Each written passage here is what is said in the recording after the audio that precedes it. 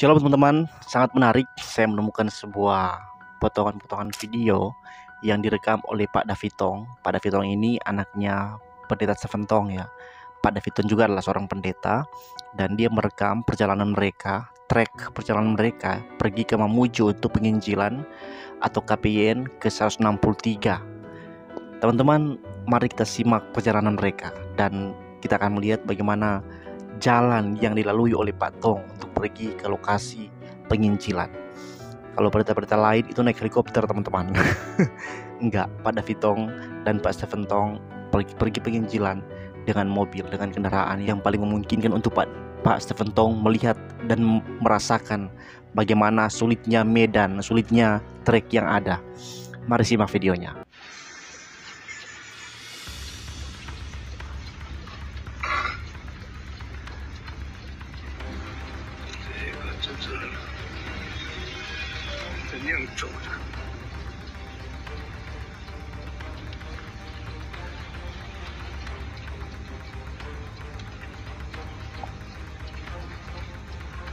给新加坡的人看，吓了一跳，有这样的路。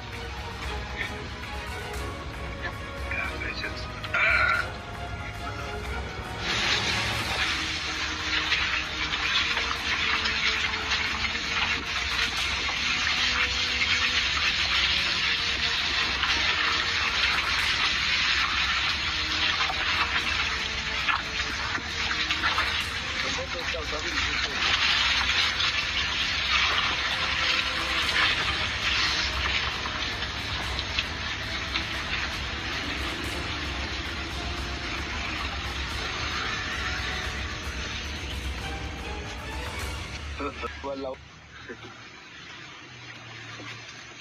kayak Musa.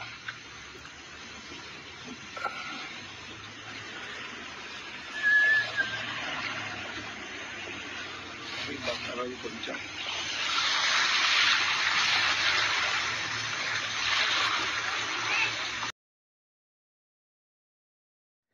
Nah teman-teman, jadi kita lihat ya di usia yang senja, usia yang tua, di mana orang-orang seringkali di usia seperti ini hanya mau menikmati duduk tenang, kopi, atau mungkin menikmati santai ya, menunggu anak-anak menelpon atau mengunjungi, beristirahat di rumah.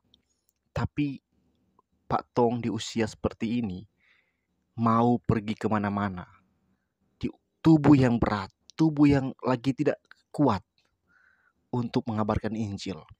Ini pemimpin gereja Pak ya, yang mungkin sekarang gembala sidang bukan lagi Pak Seventong ya untuk GRI Pusat, tapi kita melihat jiwanya begitu terpanggil untuk memberitakan Injil. Kita yang hari ini gereja-gereja yang besar ya, gereja-gereja yang sudah banyak sekali jemaatnya, cabangnya, tapi nggak memberitakan Injil, itu harusnya malu sama pendeta Seventong. Saya pribadi teman-teman, waduh, saya masih muda, saya masih kuat, tapi saya belum pergi kemana-mana di seluruh Indonesia untuk memberitakan Injil. Ya, kita mungkin bisa beralasan, saya masih muda, saya belum punya banyak uang yang cukup untuk pergi memberitakan Injil. Tapi daripada kita mengeluh, mari kita berdoa supaya kita pun bisa dipakai Tuhan seperti Pak Tong. Mereka yang hari ini punya kapasitas, punya kemampuan, punya biaya, punya kekuatan, punya waktu. Ya, apalagi seorang pemimpin gereja, tapi tidak mau pergi kemana saja untuk memberitakan Injil. Wah, sangat disayangkan ya. Kalau ada para pemimpin gereja di sini yang punya kuasa, punya hak, punya kekuatan untuk mengadakan program, atau melaksanakan kegiatan gereja, coba utamakan untuk penginjilan, pengabaran Injil kepada orang-orang di mana saja kita bisa adakan untuk kembali membawa orang Kristen ataupun orang lain. Penginjilan bukan hanya untuk orang-orang yang non-Kristen, tapi juga banyak hari ini orang Kristen yang KTP-nya Kristen, tapi dia tidak pernah mengerti tentang penebusan Kristus, tidak pernah mengerti tentang bagaimana kasih besar Tuhan Yesus. Ya, tidak pernah insyaf akan dosa, tidak pernah menerima lawatan Roh Kudus di dalam hati mereka yang membuat mereka insyaf akan dosa dan mau datang kepada Tuhan. Banyak, ya. Makanya penginjilan itu bukan hanya dilakukan sekali lalu sudah, enggak. Martin Luther mengatakan, kita perlu mendengar Injil setiap hari karena setiap hari kita melupakannya.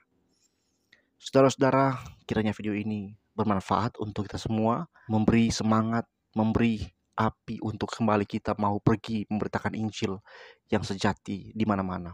Karena jujur sekarang sudah banyak Injil palsu di mana-mana. Jadi mari bergerak, mari wartakan Injil. Tuhan berkati setiap penonton. Shalom.